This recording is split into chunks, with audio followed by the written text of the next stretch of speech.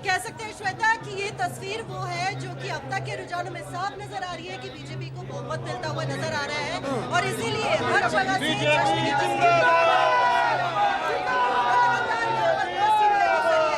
चलिए बिल्कुल डिंपल, क्योंकि जश्न तो आगे भी जारी रहेगा और ये उत्साह इनका नजर आ रहा है, लेकिन इस बीच किशन पोल अमीन कागजी लगातार आगे चल रहे हैं, बढ़त बनाए हुए। 26,485 वोट उन्हें मिले हैं। चंद्रमोहन बंटवारा को 20,677 वोट मिले हैं।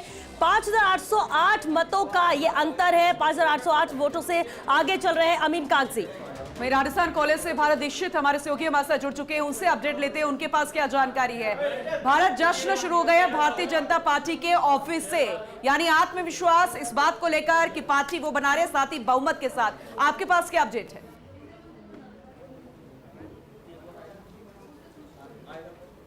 देखिए बिल्कुल पूनम, हालांकि अभी कई राउंडों की मतगणना होना बाकी है, लेकिन जिस तरह के रुझान शुरुआत के जो राउंड हुए हैं, अगर सिटी की बात की जाए, चाहे हवा महल की बात की जाए, किशनपोल की बात की जाए, आदर्श नगर की बात की जाए, इन तीनों सीटों पर कांग्रेस के जो प्रत्याशी है उन्होंने यहाँ पर बढ़त बनाई हुई है। इस वक्त मेरे सहयोगी विकास शर्मा भी हमारे साथ मौजूद हैं, जो लगातार पल पल की अपडेट हर विधानसभा के क्षेत्र से ले रहे हैं। उनसे जानेंगे कि कौन सी विधानसभा सीट पर कौन सा प्रत्याशी अभी फिलहाल आगे चल रहा है। विधान अगर बात करें भारत इस वक्त की, अगर ताजा बिल्कुल लेटेस्ट अपडेट दें तो मालवीय नगर विधानसभा क्षेत्र ऐसा है जिसमें कि शुरुआती पहले राउंड से ही बीजेपी ने बढ़त बनाई हुई है। अगर बात करें अब तक की तो तकरीबन 8 राउंड पूरे कंप्लीट हो चुके हैं। उसमें करीब 9,500 से 10,000 वोटों से कालीचरण सराफ जो है आगे चल रहे हैं।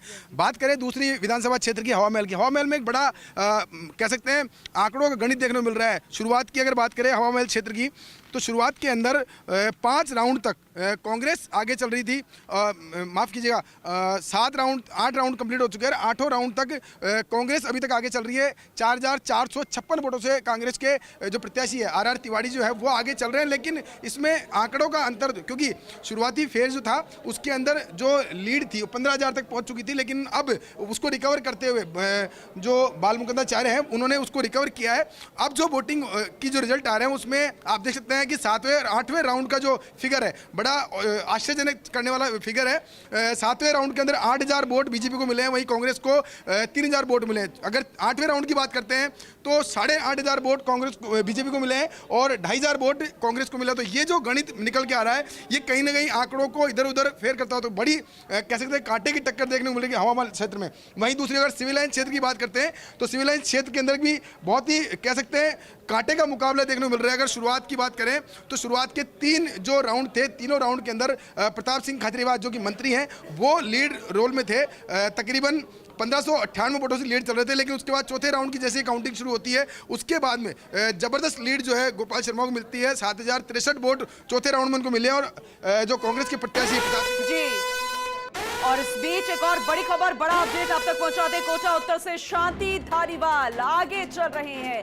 ये बड़ा अपडेट है, लगातार रुझान सामने आ रहे हैं और उसके तहत जैसे जैसे राउंड कंप्लीट हो रहे हैं काउंटिंग को लेकर, और ये अपडेट मिल रहा है कोटा उत्तर से शांति धारीवाल अब आगे चल रहे हैं। एक और बड़ी खबर का रुख करते हैं और बड़ी खबर झालरापाटन में 7वें राउंड के बाद 19,349 वोट से पूर्व मुख्यमंत्री वसुंधरा राजे आगे चल रही हैं। और यहां सिर्फ हम बार बार कह रहे हैं कि सिर्फ मार्जिन पर बात होनी है कि कितने मार्जिन से वो जीतती है। नरेश जी, मार्जिन तेजी से बढ़ता हुआ मार्जिन झालरापाटन में भी बढ़ रहा है और सरदारपुरा में भी बढ़ रहा है, जहां मुख्यमंत्री अशोक गहलोत है वो करीब 7,000 से अधिक वोटों से आगे हो चुके हैं। और जैसा विजेंद्र आपने कहा कि देखना ये होगा कि ज़्यादा वोटों से कौन जीतते हैं, वसुंधरा राजे या अशोक गहलोत। हालांकि दोनों की ही जो नज़र है वो अपनी सीट के बजाय इस पे है कि प्रदेश में क्या स्थिति रहती है। हालांकि वसुंधरा राजे अभी गदगद होगी, उनकी पार्टी आगे बढ़ रही है जीत की तरफ, बहुमत का आंकड़ा उन्होंने रुझानों में तो छू लिया है।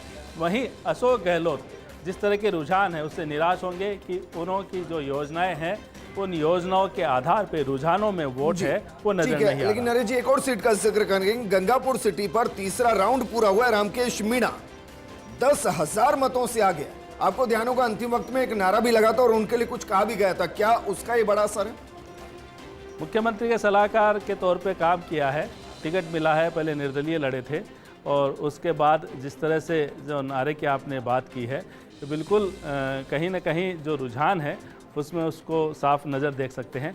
लेकिन न केवल गंगापुर सिटी, हम अगर पूरी राजस्थान के पूरे परिणामों पे नज़र डालें, रुझानों पे नज़र डालें, तो देखिए जिस तरह से पिछली बार कांग्रेस की तरफ ये तमाम रुझान गए थे, अब इस बार भाजपा वहाँ पे गेन कर रही है।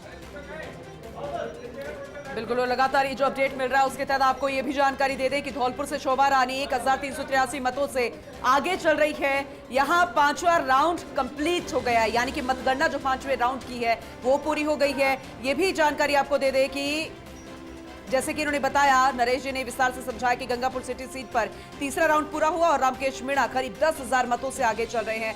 भरतपुर से 8वें राउंड में 1501 मतों से विजय बंसल आगे चल रहे हैं। धौलपुर से कांग्रेस की शोभा रानी 1383 मतों से आगे चल रही है और कामा से 5वें राउंड में निर्दलीय मुख्तियार आगे चल रहे हैं। बिल्कुल पूनम, और राजस्थान में दरअसल वैसे तो अगर राज्य पशु की बात की जाए तो वो ऊंट है, लेकिन ऐसा लग रहा है कि बीजेपी हाथी के अंदाज में राजस्थान में चल रही है, क्योंकि 119 सीटों पर बीजेपी अभी आगे चल रही है, कांग्रेस 68 सीटों पर आगे चल रही है, और अगर अदर की बात करें, अन्य दलों की बात करें, तो 12 पर आगे चल रहे हैं। तो विजेंद्र, कहा जाता है कि ऊंट किस करवट बैठेगा तो हाथी को किस तरह से समझेगा। और इस अन्य में अगर हम बात करें हनुमान बेनीवाल की, वो पीछे चल रहे हैं जी। तो अन्य में उनका नाम फिलहाल नहीं आ रहा है विजेंद्र, ये बड़ा उलटफेर है। सीकर पे अगर हम फिर नज़र डालें एक बार, तो अब राजेंद्र पारिक आगे हो गए हैं, लेकिन दातारामगढ़ की बात करें कांटे का मुकाबला है, धौद की बात करें वहाँ पे भी कांटे का मुकाबला चल रहा है। और दातारामगढ़ जो पिछली बार कांग्रेस के पास सीट थी, वीरेंद्र वहाँ से विधायक है कांग्रेस के, काफ़ी नज़दीकी मुकाबला। और नरेश जी, दौसा विधानसभा का भी अपडेट आ गया, वो भी दर्शकों तक पहुंचा देते हैं। कांग्रेस प्रत्याशी मुरारी लाल मीणा 4433 मतों से आगे चल रहे हैं। ये भी आंकड़ा बहुत ज्यादा कम तो नहीं है, लेकिन अभी जैसे जैसे राउंड कंप्लीट हो रहे हैं, तस्वीर अब धीरे धीरे साफ होती जाएगी। बिल्कुल, एक और बड़ी खबर का रुख करते हैं, और बड़ी खबर दरअसल क्या है, सूरजगढ़ से कांग्रेस के श्रवण कुमार 6565 मतों से आगे चल रहे हैं। इस वक्त की बड़ी खबर, सूरजगढ़ से कांग्रेस के श्रवण कुमार आगे चल रहे हैं। नरेश, पिछला चुनाव ये हारे थे, इसके बाद उनको सांसद का चुनाव लड़ा गया था, तब भी नहीं जीत पाए थे, लेकिन जो लगातार सक्रियता है, पहले लगातार वो जीतते रहे, खासकर पिलानी, पहले पिलानी सीट थी, उसके बाद सूरजगढ़ गए, तो ऐसे में इस बार उन्होंने दमदार तरीके से चुनाव लड़ा। और वहाँ का जो कह सकते हैं मिजाज है, खासकर झुंझुनू जिले का, आपको अलग अलग नज़र आएगा। आप नवलगढ़ की तरफ जाएंगे तो वोटरों का रुझान अलग होगा, उदयपुर वाटी की जब जाएंगे तो वहाँ का मिजाज अलग होगा, सूरजगढ़ और पिलानी वहाँ का मिजाज अलग होगा। तो श्रवण कुमार काफ़ी कह सकते हैं कि पुराने नेता है कांग्रेस के, और काफ़ी मेहनत उन्होंने की है, और इसी का नज़र फिलहाल उनका रुझान में आ रहा है। नरेश जी, एक और बड़ी खबर मिल रही है, एक बड़ा अपडेट दर्शकों तक पहुंचा देते हैं। अमित शाह ने पूरी जिम्मेदारी ली है।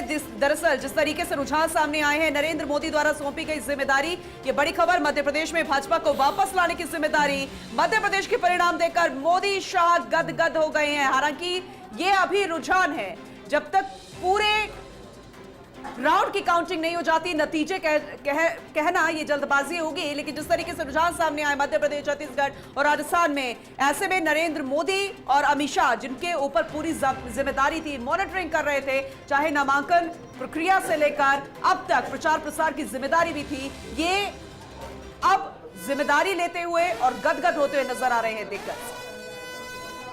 एक और बड़ी खबर का रुख करते हैं, और बड़ी खबर क्या है जरा देखिए इसको। मध्य प्रदेश में मोदी, शाह और मामा का चमत्कार, और चमत्कार कुछ ऐसा कि कांग्रेस का सफाया। एमपी में बीजेपी स्पष्ट बहुमत के साथ आ रही है और तीसरी बार लगातार बीजेपी बनाने जा रही मध्य प्रदेश में सरकार। मामा कहे जाने वाले मुख्यमंत्री की सादगी को मध्य प्रदेश ने एक बार फिर चुना है। वहीं अमित शाह ने भी पूरी की मोदी द्वारा सौंपी गई जिम्मेदारी। मध्य प्रदेश में प्रचंड बहुमत के साथ बीजेपी को फिर से लाने की जो जिम्मेदारी सौंपी गई, और मध्य प्रदेश में ये मोदी, शाह और मामा का जो चमत्कार है, जो करिश्मा है, फिर से नजर आया। हालांकि इससे पहले 2018 के चुनाव में बीजेपी पीछे रह गई थी, कांग्रेस की सरकार बनी थी, लेकिन फिर ज्योतिरादित्य सिंधिया के साथ विधायकों ने बीजेपी